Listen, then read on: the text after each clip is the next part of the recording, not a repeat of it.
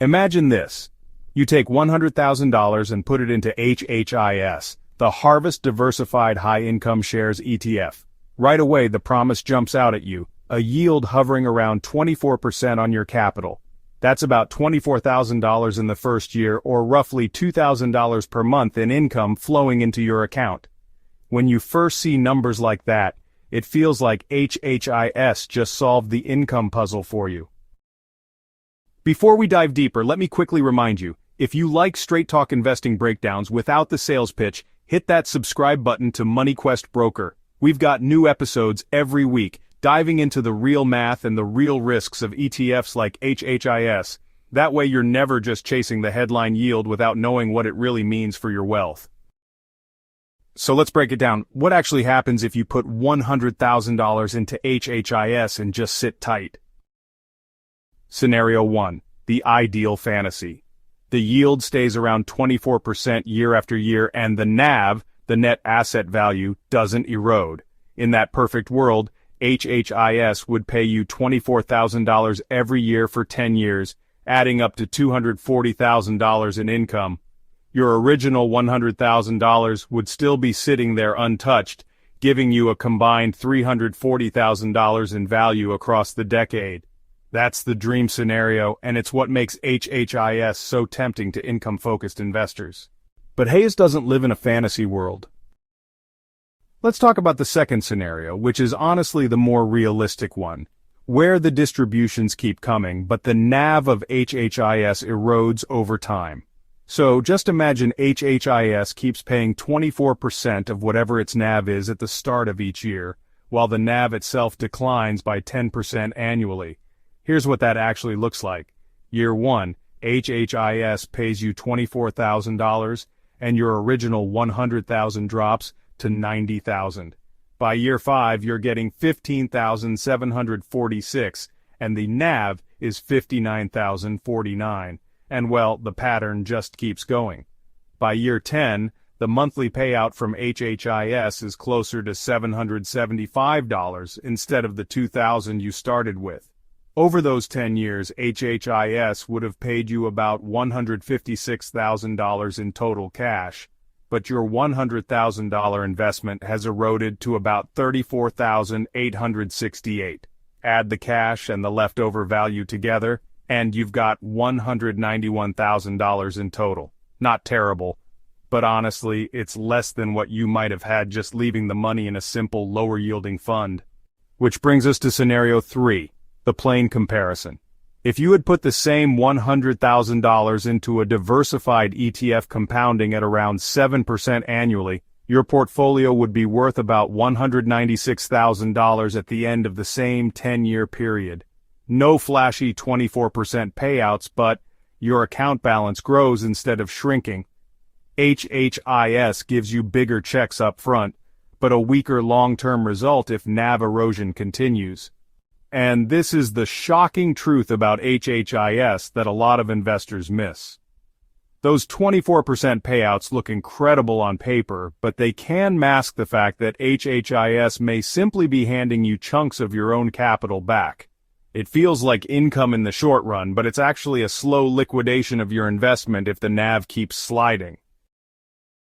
Now let's talk psychology for a moment. Why are so many people piling into HHIS despite this risk?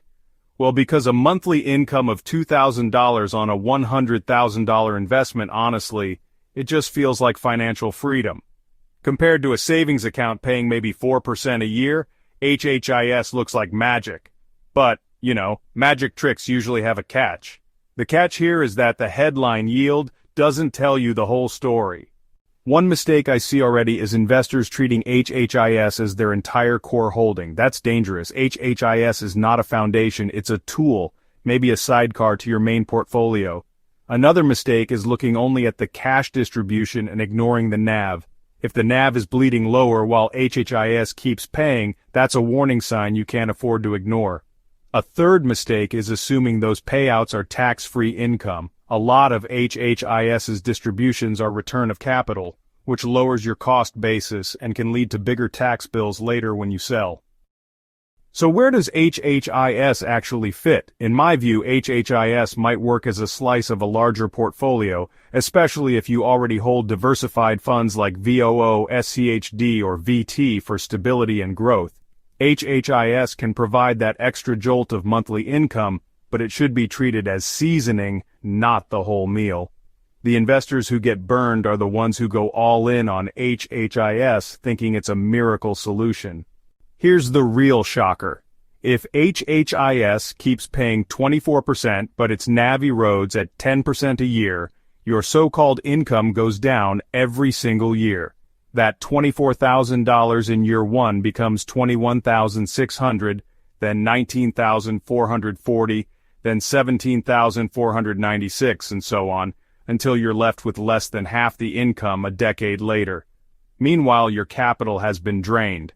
HHIS didn't fail to pay you. It did exactly what it promised, but you ended up with less wealth in the long run than if you had just picked a boring, compounding ETF. So the lesson here is simple. HHIS isn't evil, and it isn't magic.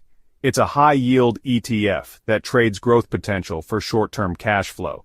If you understand that, and use HIS as one part of a bigger plan, it can make sense. But if you chase HHIS blindly, thinking you've found a guaranteed income machine, you're setting yourself up for disappointment. That's why, honestly, the smartest way to use HHIS is with guardrails.